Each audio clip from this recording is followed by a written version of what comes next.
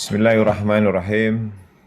Assalamualaikum warahmatullahi wabarakatuh. Waalaikumsalam Waalaikumsalam warahmatullahi wabarakatuh. Sehat semua? Waalaikumsalam warahmatullahi wabarakatuh. Sehat, Pak. Sehat. Alhamdulillah sehat, Pak. Semua sehat, semua bahagia. Baiklah saudara sekalian, kita mulai pembelajaran kita. Alhamdulillahi lam yalid wa lam yulad wa lam yakul lahu kufuwan ahad. Asyhadu an la ilaha illallah wa asyhadu anna Muhammadan abduhu wa rasuluh. Allahumma shalli ala Muhammad wa ala ali Muhammad kama shallaita ala Ibrahim wa ala ali Ibrahim kama fil alamin innaka Hamidum Majid. Yang sangat saya hormati seluruh kawan-kawan mahasiswa yang ikut di dalam proses pembelajaran kita hari ini. Kita bersyukur kepada Allah atas segala nikmat dan berkahnya. Kita masih diberi kesempatan untuk bertemu di dalam ruang-ruang kajian ilmu. Salawat dan salam sama-sama kita sampaikan kepada junjungan kita Nabi besar Muhammad SAW.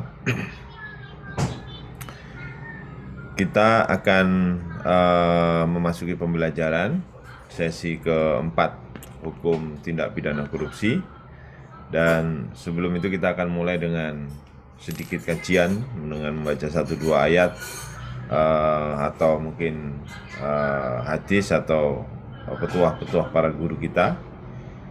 Mungkin kalau ada teman yang sudah berkenan menyiapkan diri membaca 1-2 ayat atau ngaji atau mungkin membaca hadis.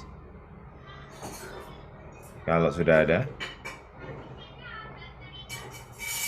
Kan sudah saya umumkan tadi. Belum? Baik, kalau belum saya akan menukil surat Ali Imran 159. A'udzu billahi minasyaitonir rajim. Bismillahirrahmanirrahim. Fabima rahmatin minallahi lintalahum walau kunta fadlan ghalidal qalbi lang faddu min khaliq. Fa'fu anhum wastaghfir lahum wasawirhum fil fa idza azamta fatawakkal 'ala Allah innallaha yuhibbul mutawakkilin. Ayat ini adalah ayat pembelajaran yang diberikan oleh Allah ketika kemudian kita ingin mengambil keputusan. Jadi pada tingkatan yang sangat teknis sekalipun, kalau kita mau mengeksplor, Al-Quran itu mengajarkan hampir semua sisi kehidupan. Apapun yang ingin kita ambil, apapun yang ingin kita lakukan, itu kemudian Al-Quran ada di dalamnya. Dan sebagaimana saya sampaikan kemarin, karena Al-Quran adalah panduan hidup dari Allah, maka kalau kemudian kita ingin hidup dengan baik, tentu kemudian panduannya membaca Al-Quran. Ayat ini adalah panduan untuk bermusyawarah. Di dalam bermusyawarah itu Allah menegaskan atau mengajarkan kepada kita bahwa kita ini apapun sebagai makhluk Allah. Dan karena rahmat Allah lah maka kita kemudian berhimpun di dalam semestanya Allah ini. Dan karena itu kalau kemudian kita ingin mengambil keputusan, ingin mengambil permusyawaratan, arti dari ayat itu, maka Allah mengajarkan, jangan langsung ambil keputusannya. Tapi satukan dulu hati, satukan dulu kesepahaman. Salinglah memaafkan. Salinglah memaafkan. Kalau bahkan kemudian bahasanya bukan hanya fa'fu anhum, tapi wastaghfir lahum. Setelah memaafkan itu kita disuruh memohonkan maaf antara satu dengan yang lain. Sehingga kemudian di dalam proses pengambilan permusyawaratan itu hati kita nyambung, itu bukan hanya nyambung duniawi, tapi sampai menyambung melibatkan Allah, karena Allah kemudian kita minta juga memaafkan orang-orang yang bermusyawarah. Dan setelah kemudian kita hatinya plong, saling memaafkan, Allah kemudian di dalam permusyawaratan itu mengajarkan wasyawirhum fil dan bermusyawarahlah di antara para pemimpin-pemimpin itu. Sehingga ini silahkan nanti dibaca surat Ali Imran 159.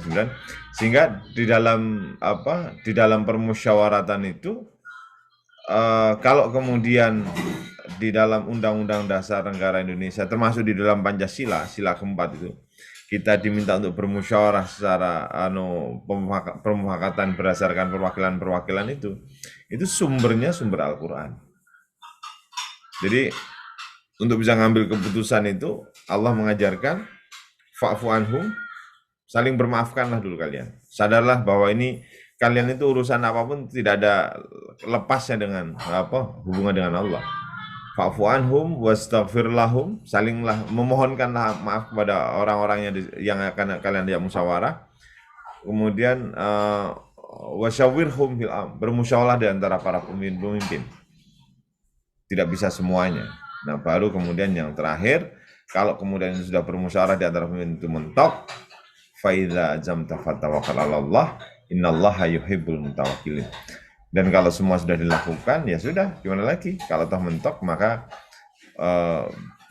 bertawakallah kita kepada Allah, karena Allah lah tempat-tempat sebaik-baiknya tempat kita kembali untuk bertawakal, menyelesaikan atau bergantung pada urusan. Baik kawan-kawan, itu pengantar. Nah, sekarang kita akan masuk di dalam pembahasan mata kuliah kita. Oke. Kita akan share screen soal sumber hukum pengaturan korupsi dan pencucian uang. Jadi kalau di dalam pertemuan-pertemuan sebelumnya, saya sudah mencoba mengikhtiarkan soal definisi-definisi korupsi dan pandangan korupsi yang secara garis besar itu adalah sebuah penilaian yang sangat buruk di dalam proses kehidupan kita dengan peristilan-peristilan yang baru saya sebutkan. Nah, sekarang saya akan mengajak kita semua untuk mencoba menelaah, melihat bagaimana kondisi pengaturan korupsi ini di dalam sistem tata hukum pemerintahan Republik Indonesia. Saudara sekalian, seperti kita mahfumi, Indonesia ini kan merdeka tahun 1945. Sebagai sebuah negara yang baru merdeka, kita tentu kemudian punya imajinasi betapa banyak alat-alat kenegaraan yang belum tersedia dan belum lengkap. Jangankan anggaran negara, struktur negara saja belum ada, kan? Struktur negara saja belum ada. Kita ini baru membentuk provinsi, menetapkan komisi, dan itu setelah beberapa saat setelah kita mendeklarasikan diri kita merdeka. Sehingga bisa dibayangkan mengatur struktur organisasi dalam sebuah wilayah yang sangat luas ini, tentu ini kemudian membutuhkan effort, membutuhkan dorongan, membutuhkan kerja-kerja yang luar biasa. Apalagi itu semua berproses di tengah keterbatasan yang luar biasa besar, karena kita sebagai negara baru yang baru saja dijajah 350 tahun, yang semua sumber-sumber itu kemudian dikendalikan dan diatur oleh para penjajah-penjajah itu. Kalau kemudian kita di bawah penjajah Belanda, maka semua harta kekayaan kita, mulai dari hasil kebun, hasil bercocok tanam, sampai kemudian hasil tambang dan macam-macam, termasuk hasil karya seni budaya yang dimiliki oleh para orang tua kita, itu kemudian banyak yang dibawa lari ke negara Belanda. Ketika kemudian kita dijajah oleh Jepang, bukan hanya sumber-sumber kehidupan yang kemudian dibawa ke Jepang, tetapi proses kehidupan pun kemudian dikendalikan oleh Jepang. Salah satu catatan yang menarik, adalah bahkan waktu itu kita dipaksa untuk menggunakan mata uang Jepang. Nah, mata uang Jepang ini awalnya sih biasa-biasa saja sama dengan zaman penjajahan, masih laku, masih normal. Tapi ketika kemudian kita sudah dominan, rakyat kemudian sehari-hari menggunakan mata uang Jepang, ternyata Jepang kalah perang dalam perhelatan Perang Dunia, sehingga seluruh nilai mata uang Jepang itu jatuh, runtuh. Dan dampaknya apa? Dampaknya nilai mata uang yang ada di negara kita itu juga kemudian porak-poranda luar biasa. Itulah sebuah pengantar menuju kemerdekaan kita, sehingga negara ini merdeka dengan segala ruang keterbatasannya, dengan segala ketidakmampuan untuk bergerak teramat cepat karena infrastruktur tidak ada, struktur pemerintahan tidak ada, modal untuk menjalankan pemerintahan juga tidak ada. Kita punya banyak keterbatasan. Tetapi Indonesia merdeka. Indonesia merdeka. Dan untuk mengisi ceruk-ceruk itu semuanya berproses, tetapi kan ya namanya sistem pemerintahan ya, namanya sistem pemerintahan kan ya tentu kemudian ada kenakalan, ada ada penyelewengan itu menjadi sebuah keniscayaan yang terjadi. Apalagi seperti yang saya ceritakan di dalam banyak perkuliahan sebelumnya, kita ini punya warisan leluhur sebuah pola kehidupan yang memberikan gambaran betapa proses korupsi, kolusi, dan nepotisme itu sudah menjadi urat nadi dalam kehidupan. Yang paling ekstrim saya ceritakan sejak zaman dulu itu, maka kemudian ketika kemudian kita masih zaman negara-negara kerajaan, ya negara kecil memberikan upeti kepada negara besar dalam rangka ingin mendapatkan perlindungan, mendapatkan akses, itu sesuatu yang biasa-biasa saja. Bahkan ada pejabat bawahan untuk kemudian memberikan upeti kepada pejabat atasan agar kemudian mendapatkan posisi jabatannya, itu sesuatu yang jamak pada masa-masa dulu. Nah, sehingga inilah warisan yang tidak bisa ditinggalkan. Dan walaupun kemudian dengan spirit Indonesia Merdeka baru, tetapi kemudian alam bawah sadar kebangsaan kita itu kemudian tidak bisa menghapuskan semua proses-proses dan tahapan-tahapan itu. Sehingga penyimpangan-penyimpangan itu kemudian pasti terjadi. Nah, bagaimana pengaturan perundang-undangan kita di dalam konteks menata sistem pemerintahan itu? Nah, untuk menjawab itu ada satu situasi yang kita bisa baca di dalam sejarah sebelum masuk ke sini, pada masuk ditetapkannya Kitab Undang-Undang Hukum Pidana melalui Undang-Undang 73 tahun 58 itu, ada satu pasal di dalam Undang-Undang Dasar Negara Republik Indonesia yang termaktub di dalam pasal peralihan. Jadi pasal peralihan itu dibuat untuk menjawab proses kegentingan kebangsaan agar proses beralihnya posisi pemerintahan dari penjajahan ke sistem pemerintahan pribadi kita itu kemudian bisa berjalan dengan smooth.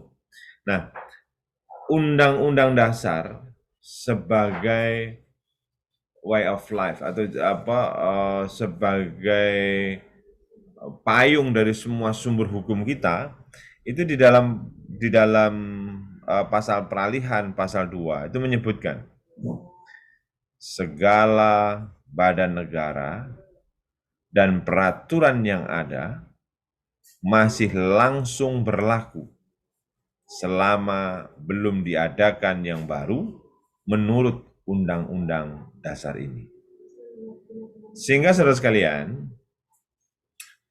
sebagai seorang yuris muda, sebagai seorang penegak hukum, sebagai seorang yang akan mempelajari hukum ke depan, pemahaman soal pasal 2 ketentuan peralihan Undang-Undang Dasar tahun 1945 ini harus menjadi pemahaman yang tidak boleh putus, harus diingat-ingat. Jadi ketika Indonesia itu merdeka, yang ada itu adalah deklarasi yang disampaikan oleh Pak Karno dan Pak Hatta mewakili bangsa Indonesia, maka kalau itu kemudian dilihat sebagai sebuah wilayah kenegaraan begitu kan bisa dianggap itu wilayah negara yang kosong kan, wilayah negara yang tidak ada hukumnya, tidak ada strukturnya, tidak ada pemerintahannya, tidak ada pengaturannya. Nah, kalau itu kemudian terjadi tentu kemudian sangat membahayakan. Dan karena itulah maka di dalam ketentuan peralihan Undang-Undang Dasar tahun 1945 pasal 2 itu untuk menjawab semua kebutuhan-kebutuhan darurat itu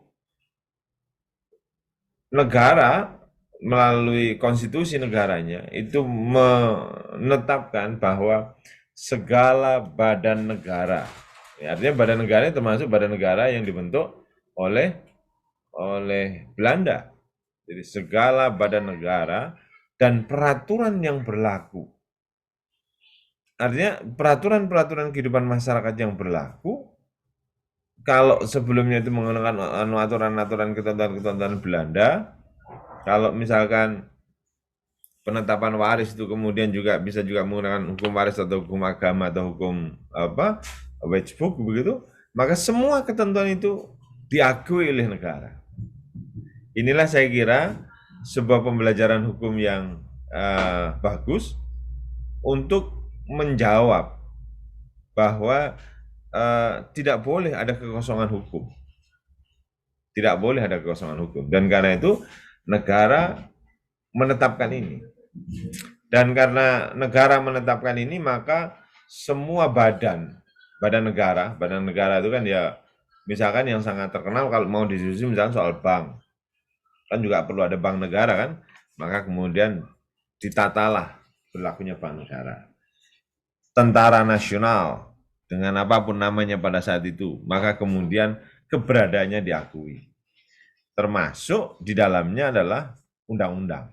Nah, undang-undangnya kalau dulu itu kan kita sekali lagi mengalami sekian fase pernah dijajah Belanda, Jepang dan macam-macam, maka ketentuan-ketentuan yang masih ditinggalkan oleh penjajah-penjajah itu selagi itu kemudian kemarin berlaku dan kemudian belum ada ketentuan undang-undang yang baru menurut Undang-Undang Dasar ini, maka kemudian undang-undang itu semuanya masih dianggap berlaku.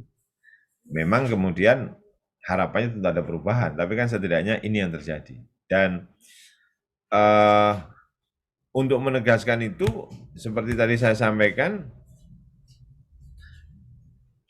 di dalam sejarah ketatanegaraan Indonesia, pengaturan pencegahan tindak pidana korupsi, ini kalau kemudian bisa masuk dalam korupsi sendiri, itu telah dimulai dengan ditetapkannya Wetboek van Strafrecht sebagai kitab undang-undang hukum pidana yang berlaku, dinyatakan berlaku sebagai hukum positif di Indonesia berdasarkan Undang-Undang Nomor 1 Tahun 46, Undang-Undang Nomor 73 Tahun 58. Di dalam Kitab Undang-Undang Hukum Pidana Korupsi masuk dalam delik-delik jabatan atau M-Delicten dalam buku 2. Artinya apa, saudara sekalian?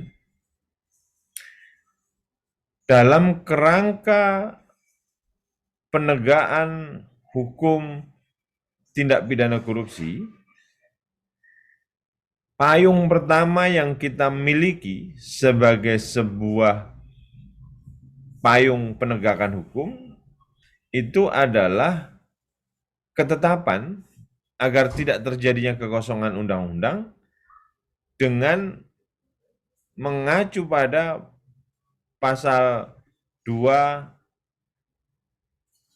bab peralihan Undang-Undang Dasar Negara Kesatuan Republik Indonesia, yang di dalamnya mengakui semua badan dan semua undang-undang yang berlaku pada masa sebelum kemerdekaan, itu kemudian dinyatakan tetap berlaku, ada dan menjalankan fungsinya, dan itu diakui dalam sebuah kerangka undang-undang. Ini sebuah langkah kearifan yang luar biasa yang dimiliki oleh para pendiri-pendiri bangsa kita yang sudah begitu visioner.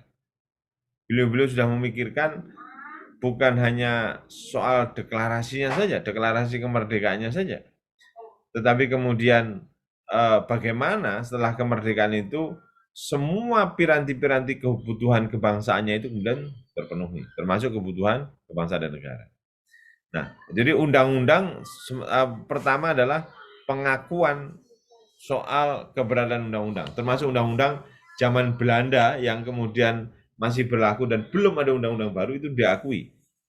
Dan bahkan melalui kelembagaan pembuat undang-undang yang ada pada saat itu, jadi kita kan merdeka tahun 45 kan, 45. Terus kemudian senyampang 45 itu undang-undang yang ada itu kan misalkan undang-undang soal pembentukan provinsi dan macam-macam itu kan. Undang-undang yang sifatnya sangat urgensi, sangat mendesak untuk kebutuhan penataan kewilayahan. Nah, pada tahap pertama tahun 1946, Undang-Undang Nomor 1 tahun 1946, junto kemudian diperbaiki pada Undang-Undang Nomor 73 tahun 58, itu adalah undang-undang yang mengabsahkan Wetboek van Staffrecht ini sebagai kitab undang-undang hukum pidana. Jadi ini kitab undang-undang Belanda yang kemudian diakui oleh pemerintah Indonesia karena kondisi kedaruratan masa proklamasi dan bilang menyedihkan itu gimana, tapi dan itu kemudian masih berlaku sampai hari ini. Jadi kitab undang-undang pidana kita itu kita sudah hampir 20 tahun, bahkan semangatnya sejak reformasi tahun 1998. Kita ingin melakukan penataan perubahan itu, tetapi kemudian belum berhasil. Sehingga kembali pada undang-undangnya, jadi undang-undang, kitab undang-undang hukum pidana yang kemudian diabsahkan dalam undang-undang, dinyatakan berlaku sebagai hukum positif berdasarkan Undang-Undang Nomor 1 tahun 1946, ini adalah undang-undang yang mengatur ceruk soal sistem kehidupan pemidanaan di Indonesia. Nah, karena skalanya hukum pemidanaan, tentu kemudian semua hal dan semua orang, nah, karena itu kan istilahnya barang siapa dan lain sebagainya itu kemudian diatur di dalam undang-undang ini, di dalam undang-undang. Karena itu kalau kemudian ada pertanyaan,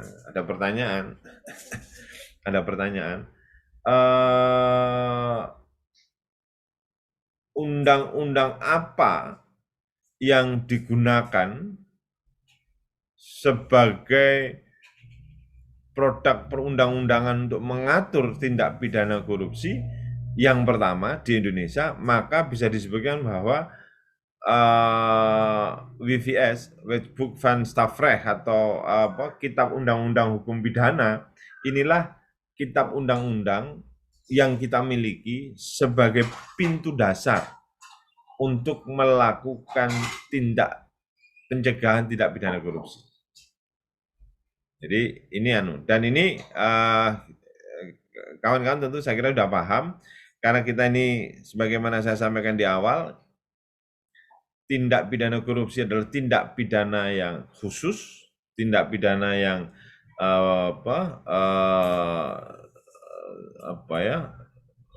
memiliki derajat kekhususan dibandingkan tindak pidana umum. Maka dalam tindak pidana ya tentu kemudian semua sudah diatur. Dan khusus terkait dengan pengaturan tindak pidana ini di dalam KUHP juga sudah ada. Dalam kitab KUHP sudah ada. Ya, kita coba baca selanjutnya. Nah, terkait dengan korupsi, hal-hal apa saja yang diatur oleh kitab undang-undang hukum pidana. Terkait dengan korupsi, hal-hal apa saja yang diatur oleh setidaknya di dalam catatan para ilmuwan, para pengkaji ilmu hukum, ada 6 pasal yang disepahami atau sering disampaikan oleh para ilmuwan atau para pengkaji ilmu itu, pasal-pasal di dalam kitab undang-undang hukum pidana yang disepakati atau sering disebut sebagai pasal-pasal yang mengatur soal delik jabatan yang berhubungan dengan tindak pidana korupsi. Ya memang belum serigid dan selengkap sekarang. Tetapi 6 pasal ini sudah mulai menyadari bahwa perilaku tindak pidana korupsi itu kemudian banyak dilakukan, dan karena itu perlu diatur di dalam undang-undang. Dan dalam kitab undang-undang hukum pidana secara umum ada 6 pasal itu. Pasal itu saya bisa sebutkan ada dalam buku 2 bab 27 khususnya yang mengatur delik yang dilakukan oleh pejabat. Apa saja?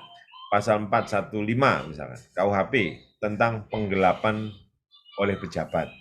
Jadi artinya memang kondisi ini pada zaman itu kemudian sudah menjadi sebuah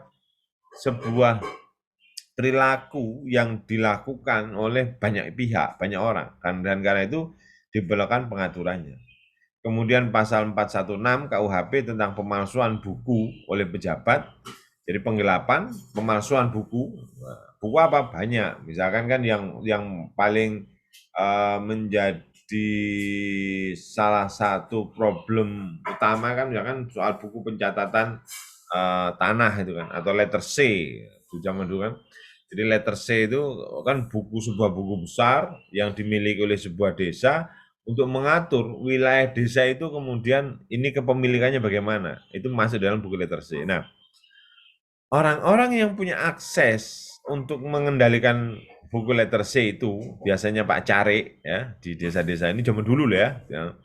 Itu kemudian banyak yang melakukan manipulasi dengan merubah kepemilikan. Jadi merubah kepemilikan misalnya dari pemilik si fulan A, apalagi kalau kemudian si fulan A ini meninggal dan tidak punya penerusnya, waduh itu sudah alamat. Ini menjadi tanah yang tak bertuan begitu, sehingga kemudian kepemilikannya bisa diatur dan disalahgunakan oleh orang-orang yang memiliki akses ke sana. Dan siapa itu? Ya tentu saja para pejabat-pejabat itu, walaupun tingkatannya berbeda-beda. Terus kemudian pasal 418 tentang suap, ini saya sudah diatur.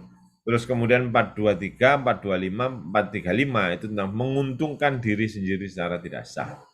Ketentuan lain itu ada banyak, nah silahkan nanti kalau mau mendalami nanti menjadi salah satu bahan diskusi kita. Nah, hanya saja, saudara sekalian, seperti yang saya sampaikan, bahwa tindak pidana korupsi itu pada tingkatan pelaksanaan di lapangan itu pertumbuhannya kan luar biasa besar. Dia melampaui pengaturan-pengaturan yang ada. Banyak tindakan-tindakan yang kemudian terjadi yang belum begitu sempurna diatur di dalam produk perundangan kita. Nah, karena itulah maka ada istilah perkembangan modus operandi tindak pidana korupsi telah melemahkan fungsi KUHP. Mengapa lemah? Ya karena rumusan-rumusan di dalam normanya, di dalam KUHP ini, tidak lagi dapat memberantas tindak pidana korupsi yang pada waktu itu tidak lagi berkembang pada penyalahgunaan jabatan, sehingga pemerintah Indonesia mulai mengeluarkan instrumen dalam bentuk peraturan di luar KUHP. Inilah saudara sekalian, awal mula lahirnya kekhususan di dalam proses pengaturan tindak pidana korupsi. Jadi kondisi normatifnya yang kita punya, seharusnya kan kita punya norma normatif itu adalah kitab undang-undang hukum pidana. Tetapi di dalam penyelenggaraan pemerintahan di lapangan itu banyak sekali modus operandi tindak pidana yang di luar ketentuan-ketentuan yang sudah diatur dalam kitab undang-undang hukum pidana. Sehingga kemudian pemerintah merasa perlu untuk mengeluarkan aturan-aturan yang berada di luar ketentuan-ketentuan pidana. Setelah proklamasi kemerdekaan Indonesia, kita punya kitab undang-undang hukum pidana, kitab undang-undang hukum pidananya ternyata tidak mampu menangkap atau mengatur semua tindak pidana yang pertumbuhannya luar biasa. Dan karena itulah maka ada peraturan penguasa militer. Peraturan penguasa militer nomor PRT PM 0657 itu tentang tindak pidana pemberantasan korupsi di dalam perkembangan selanjutnya menduduki posisi yang cukup berarti di dalam peraturan penguasa militer nomor PRT PM 0657. Ini memberikan sumbangsih yang sangat kuat di dalam pondasi melakukan pencegahan tindak pidana korupsi di tanah air. Mengapa? Karena melalui peraturan penguasa militer ini, narasi-narasi yang sebelumnya tidak cukup diatur di dalam kitab undang-undang hukum pidana, itu secara khusus dijelaskan lebih gamblang. Misalkan disebutkan bahwa berhubung tidak adanya berbagai cara dalam usaha-usaha memberantas perbuatan-perbuatan yang merugikan keuangan dan perekonomian negara, yang oleh khalayak ramai dinamakan korupsi, perlu negara menerapkan satu tata kerja untuk dapat menerobos kemacetan dalam usaha memberantas korupsi. Jadi bisa dibayangkan, ini 12 tahun setelah Indonesia merdeka, pertarungan konflik luar dalam di pemerintahan juga begitu banyak terjadi, yang di dalamnya itu kemudian terjadi hal-hal yang merugikan keuangan negara. Dan pada saat itu negara belum punya alat untuk mengaturnya, maka kemudian muncullah surat keputusan peraturan penguasa militer ini untuk kemudian menjadi alat untuk membypass, alat untuk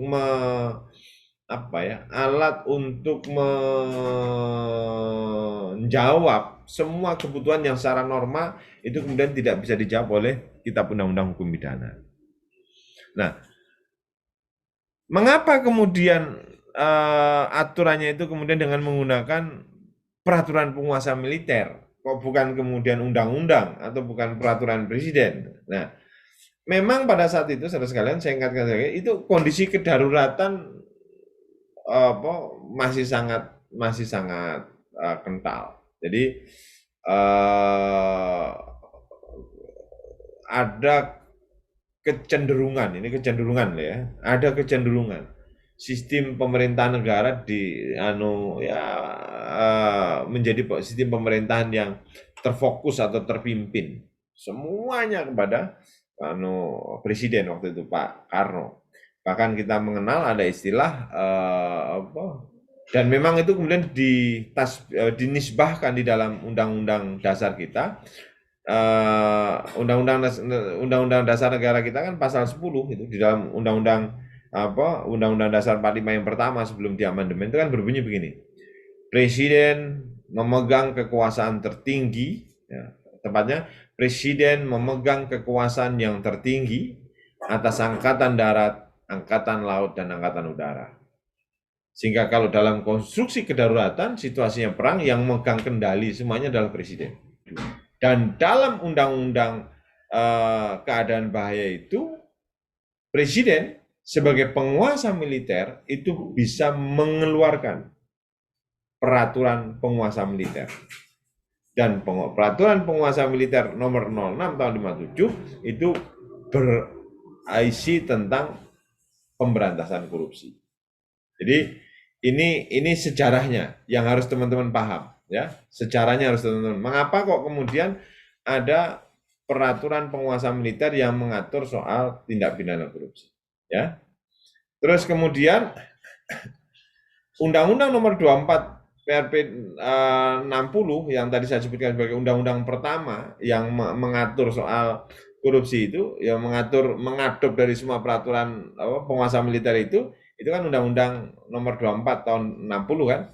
Itu substansinya, materinya itu muatan banyak yang diambil alih dari peraturan penguasa perang Angkatan Darat, dari dua peraturan kedaruratan tadi, dari peraturan penguasa militer dan peraturan penguasa perang pusat Angkatan Darat Perpu 01358 tentang pengusutan, penuntutan dan pemeriksaan perbuatan pidana korupsi, terutama mengenai rumusan delik korupsi dengan perubahan istilah, misalkan perbuatan korupsi pidana diganti menjadi tindak pidana korupsi. Nah, inilah kawan-kawan sekalian, sebuah benang merah yang menggambarkan bagaimana sebuah rumusan undang-undang tindak pidana korupsi itu kemudian bisa terwujud. Dan saya mohon bantuan teman-teman yang sudah mengikuti mata kuliah ini, nanti tugasnya sederhana saja. Yang pertama, sebutkan undang-undang yang mengatur soal tindak pidana korupsi yang ada di Indonesia. Nah, tadi kan, yang itu adalah turunan dari pemerintah Hindia Belanda tadi. Kemudian yang kedua, jelaskan mengapa peraturan penguasa militer itu kemudian memiliki sumbangsih yang kuat di dalam penataan, antisipasi, pencegahan tindak pidana korupsi di Indonesia. Jadi itu cukup dibuat dalam 2 paragraf kecil saja, caranya sama, nanti cukup ditemplatekan di dalam komentar di YouTube yang nanti akan saya upload. Jadi teman-teman tidak usah mengikuti dari awal sampai akhir kan, tapi cukup teman-teman setelah mengetahui tugas ini, 2 yang untuk sebutkan dengan undang-undang yang pertama terkait dengan pengaturan tindak pidana korupsi, kemudian yang kedua sebutkan apa peran penting peraturan penguasa militer PRT nomor 6 tahun 50 di dalam pemberantasan korupsi kita. Ini nanti tugas yang kemudian sama dengan yang kemarin, ya. Baik. Nah, baru kemudian kawan-kawan sekalian, tadi saya sudah sebutkan undang-undang KUHP kita itu sebagai sebuah pintu besar untuk mengatur kehidupan pidana secara umum di Indonesia, dan itu bisa menjadi sebuah undang-undang, saya sudah ceritakan tadi.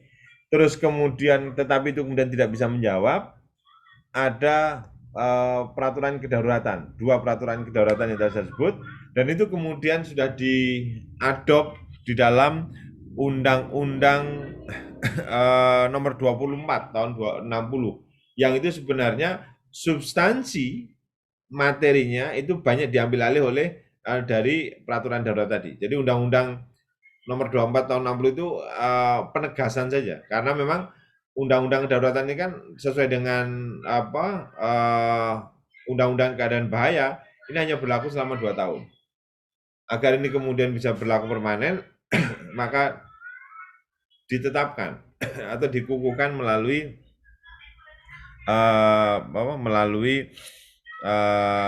undang-undang dan undang-undangnya itu, ya. Terus di dalam perkembangannya tentu kemudian ada selalu ikhtiar-ikhtiar pelengkap seperti kriminalisasi korupsi. Jadi kalau sebelumnya korupsi itu dianggap sebagai sebuah budaya, dianggap sebagai macam-macam, maka dengan undang-undang itu dikriminalisasikan. Ini menjadi tindak pidana kriminal, menjadi pidana. Kebijakan kriminalisasi suatu perbuatan sebagaimana tindak pidana korupsi dalam peraturan penguasa militer meliputi pengertian yang luas, yaitu melalui perbuatan-perbuatan yang merugikan keuangan dan perekonomian negara. Dan apabila disimak apa yang tercantum di dalam sebagian konsideran peraturan tersebut, maka selain memberikan batasan rumusan definisi tentang apa yang diartikan dengan korupsi, maka kemudian penjelasan-penjelasan pelengkap yang bisa menampung semua hal-hal yang berkembang tentang tindak pidana korupsi itu kemudian diadopsi. Nah, sehingga sebagai sebuah rumusannya, kawan-kawan sekalian,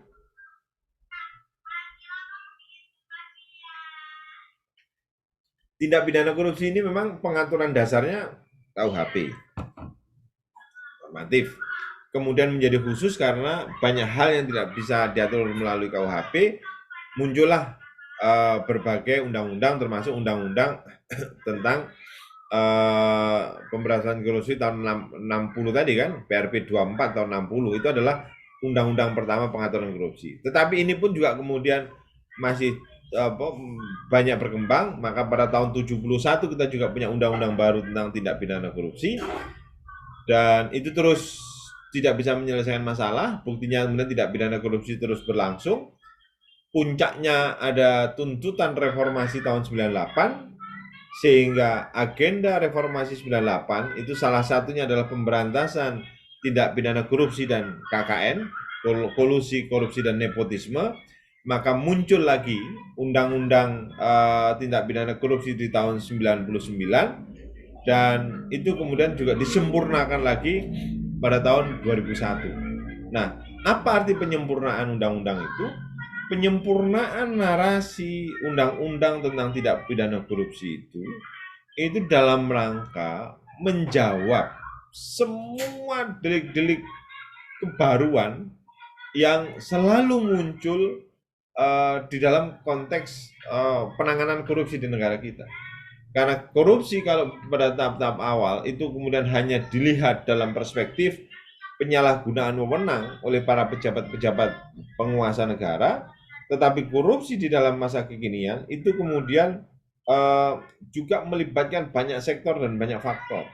Bahkan dalam masa-masa kini itu kemudian korupsi lebih masuk misalkan pada keterlibatan pihak di luar penguasa. Nah, bahkan kalau kita nanti akan masuk dalam undang-undang korupsi, delik-delik tuntutan di dalam korupsi itu terutama delik pasal 3, pasal 5, dan pasal 9 kalau saya tidak salah, pasal 4. Itu banyak sekali narasi-narasi termasuk menguntungkan orang lain. Nah, artinya apa?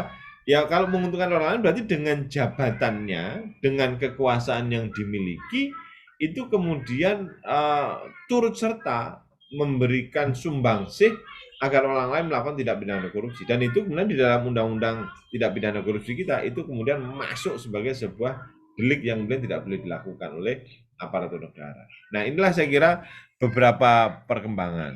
Terus selanjutnya kebijakan kriminalisasi suatu perbuatan sebagaimana tindak pidana korupsi dapat dibaca dalam ketentuan ini soal pengaturan tindak pidana korupsi menurut penguasa militer tadi tahun 57. Ketentuannya kan udah ada ketentuan baru. Tiap perbuatan yang dilakukan oleh siapapun juga, baik untuk kepentingan diri sendiri, untuk kepentingan orang lain, dan untuk kepentingan suatu badan yang langsung atau tidak langsung menyebabkan kerugian bagi keuangan dan perekonomian negara. Jadi ini definisinya. Perbuatannya sudah mulai meluas, tidak hanya menyangkut person to person penyelenggara negara. Terus kemudian yang kedua, tiap perbuatan yang dilakukan oleh seorang pejabat yang menerima gaji atau upah dari keuangan negara, daerah atau dari suatu badan yang menerima bantuan dari keuangan negara atau daerah yang mempergunakan kesempatan atau kewenangan atau kekuasaan yang diberikan kepadanya oleh jabatan langsung atau tidak langsung. Dalam narasi yang kedua ini, saudara sekalian, ini seakan-akan ada pembatasan bahwa orang itu dianggap berkorupsi kalau dia adalah pejabat negara atau orang yang dibayar dengan menggunakan kekuasaan keuangan negara, misalkan kayak BUMD atau apa, hanya dikerucutkan di sana.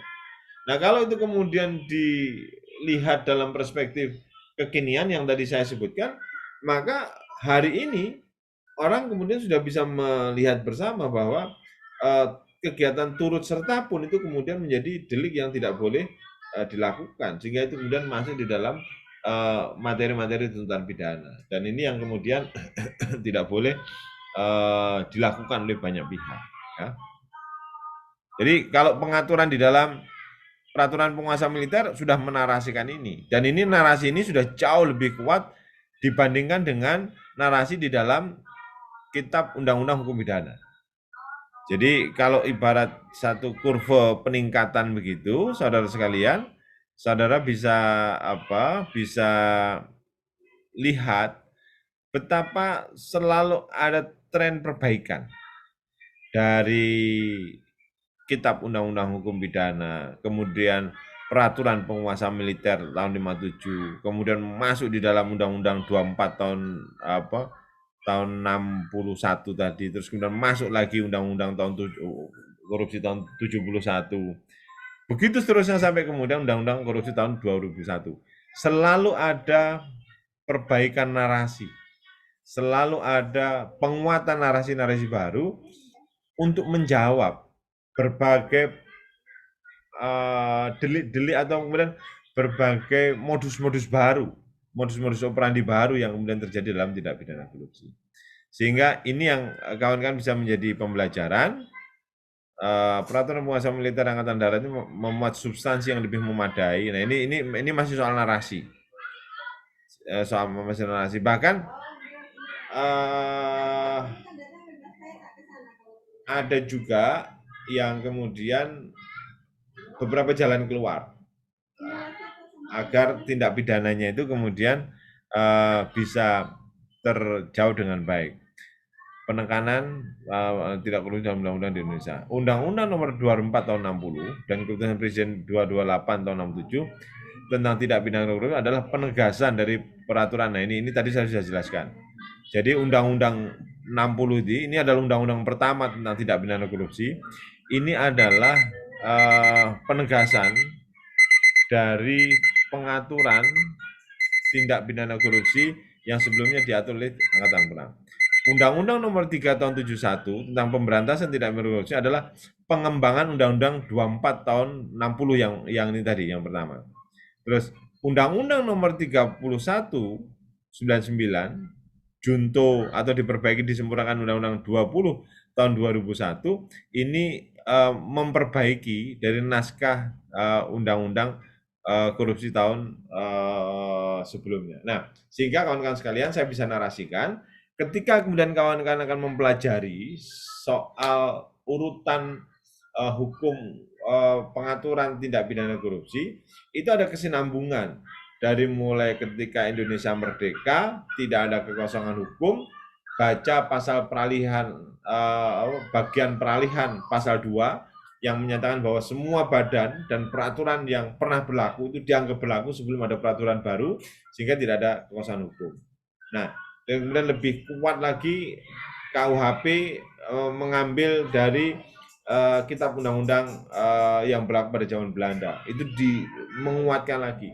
Tapi itu pun belum cukup, maka kemudian ada kekhususan yang saya sampaikan mulai dari peraturan yang dibuat pada zaman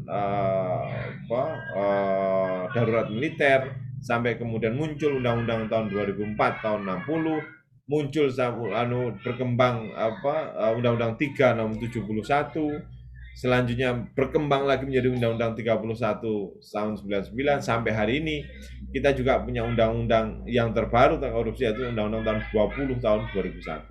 Ya memang selalu ada dinamika, dan jangan lupa di dalam proses undang-undang selalu ada motif hukum atau ada politik hukum yang kemudian menyertai di dalamnya. Nah, ini yang kemudian nanti akan menjadi bahasan-bahasan lanjutan, tetapi setidaknya inilah materi yang bisa saya berikan hari ini, sehingga teman-teman memiliki satu kesepahaman runtutan perundang-undangan untuk mengatur tindak pidana korupsi yang ada di Indonesia. Saya kira itu yang bisa saya berikan hari ini.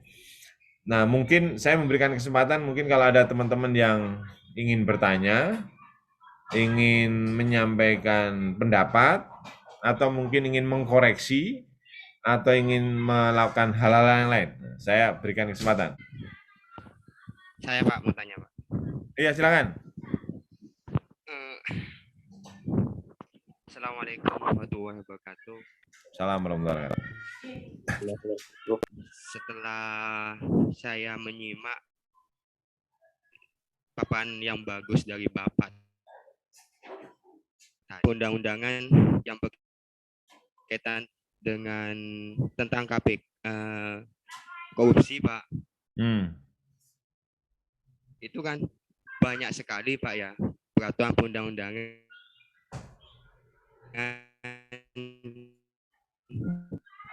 yang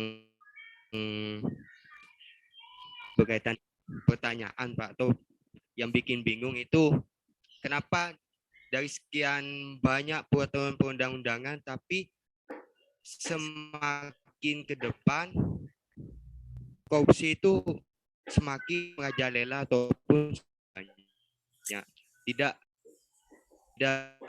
menekan berkembang biaknya korupsi Pak itu sendiri. Maaf diralat, dan kenapa juga bisa memberikan efek jera Pak terhadap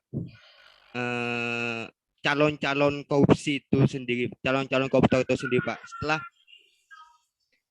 melihat kejadian pejabat-pejabat yang pernah tertangkap tangan korupsi Pak. Pak, itu kan sudah diatur semuanya Pak, sedemikian bagus. Tapi kenapa kok korupsi itu sendiri Pak tidak semakin sedikit Pak ke depan, justru semakin banyak, dan yang bikin heran lagi itu pelakunya nggak jadi Pak. Itu mungkin itu saja Pak. Yang bikin masalah itu kenapa Pak? Kok semakin depan kok semakin banyak gitu Pak, tidak semakin menipis Pak.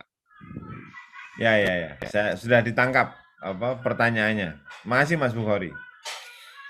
Jadi saudara sekalian, yang pertama soal berkembangnya modus operandi tindak pidana, khususnya tindak pidana korupsi, padahal perundang-undangan itu kemudian sudah dibuat sedemikian semakin baik dari tahun ke tahun. Perlu saya ingatkan bahwa undang-undang itu dibuat dengan berbagai tujuan. Ada tujuan pengaturan, termasuk di dalamnya tujuan memberikan efek jera agar kemudian semua tindakan-tindakan yang kemudian diatur di dalam undang-undang itu kemudian tidak dilakukan. Jadi ada proses pengaturan itu. Nah, terkait dengan mengapa tindak pidana korupsi yang sudah diatur sedemikian rupa, tetapi kemudian masih banyak perilaku-perilaku yang terjadi. Ada banyak faktor yang kemudian mungkin bisa kita evaluasi. Yang pertama, terkait dengan pengaturan sistem pemerintahan secara umum yang bisa menjadi faktor terjadinya tindak pidana korupsi. Sebuah undang-undang korupsi yang baik, yang ditata dengan sangat sempurna, tetapi kemudian diberlakukan di dalam sebuah tatanan masyarakat yang tidak bagus, maka itu akan menjadi sebuah narasi yang tidak berlaku sebagai sebuah proses penegakan hukum. Karena itulah maka di dalam sistem pemerintahan, selain undang-undang yang baik, diperlukan orang-orang yang baik untuk menjalankan undang-undang itu. Dan undang-undang yang baik itu, orang-orang yang baik itu orang-orang yang bisa menciptakan dan membuat satu iklim pemerintahan, iklim tatanan kehidupan kenegaraan yang bisa mengurangi semua itu semua. Dan itu ngaturnya bertahap. Mulai dari noto ati, noto rasa, sampai kemudian pada tingkatan teknis. Seorang pemimpin yang mampu membangun sebuah legacy, sebuah inspirasi peradaban kebangsaannya, tentu kemudian sangat berbeda dengan kepemimpinan yang hanya menjalankan ritual-ritual pemerintahan yang normatif aja. Sing penting iki mlaku ana APBN-e didok dijalankan, itu kan normatif. Yang penting bangun ini dibandingkan dengan pemerintahan yang kemudian menginspirasi. Kepala negara yang mampu mengajak rakyatnya dan menunjukkan pada rakyatnya pada jalan-jalan kebaikan dan kebenaran. Kepala negara yang bisa menyerukan pesan-pesan kebaikan. Kepala negara yang bisa menggerakkan warga bangsanya untuk kemudian rasa memiliki negeri ini, sehingga kemudian mari kita kemudian jaga Indonesia secara bersama-sama. Kita jaga tidak hanya untuk bagaimana bisa berjalan dengan baik, tapi kita jaga agar kemudian negara ini tidak keropos oleh tindakan-tindakan yang tidak perlu, termasuk di dalamnya korupsi. Misalkan begitu, itu jauh berbeda. Nah, karena itulah maka bahasa saya tadi, selain ada undang-undang yang baik, diperlukan juga orang-orang yang baik, gitu. Termasuk di dalam proses penegakan hukum.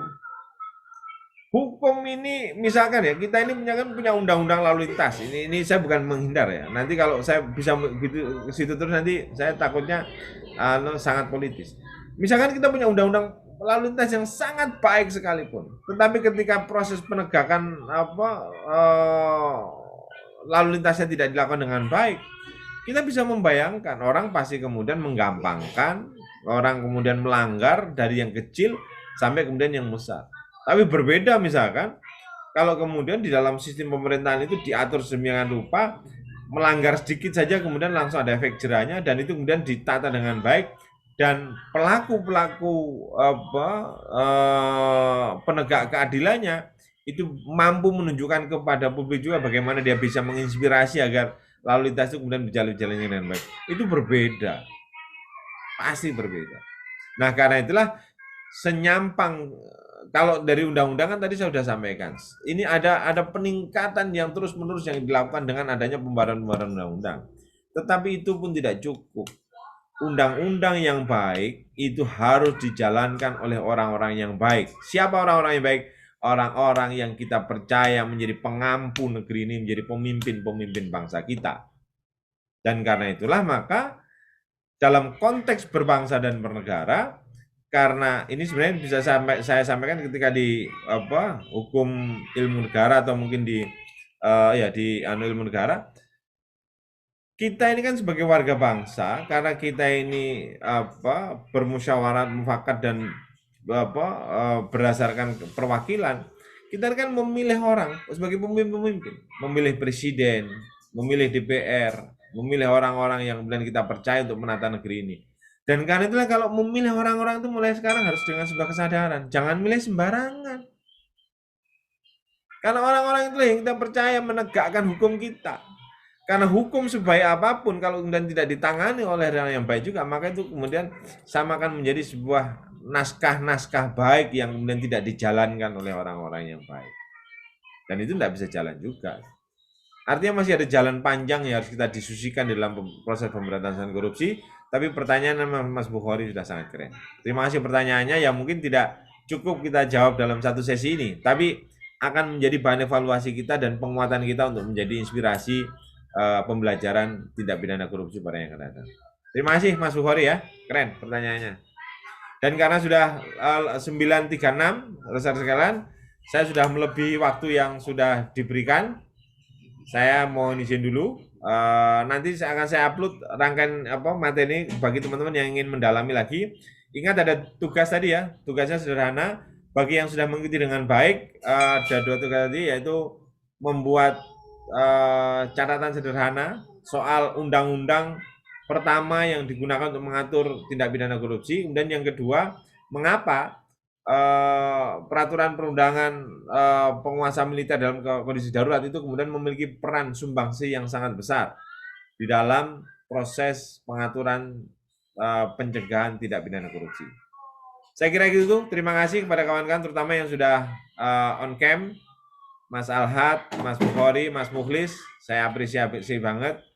Bukan berarti yang tidak on cam juga saya tidak apresiasi, tapi ini ya karena kalau yang on cam itu kan kelihatan memperhatikan kan, kalau yang off cam kan saya tidak tahu sambil ngapain. Saya apresiasi betul pada teman-teman yang tetap mengikuti materi ini dengan tuntas sampai akhir. Kita sambung, kalau ada pertanyaan juga boleh langsung melalui grup WA atau di chat secara pribadi atau melalui WA secara langsung. Terima kasih atas semua perhatian, tetap semangat, kawan-kawan masih kuliah sampai siang. Fasabihul khairat wabillahi taufiq wal hidayah. Assalamualaikum warahmatullahi wabarakatuh. Waalaikumsalam warahmatullahi wabarakatuh. Terima kasih, Pak. Ya, sama-sama.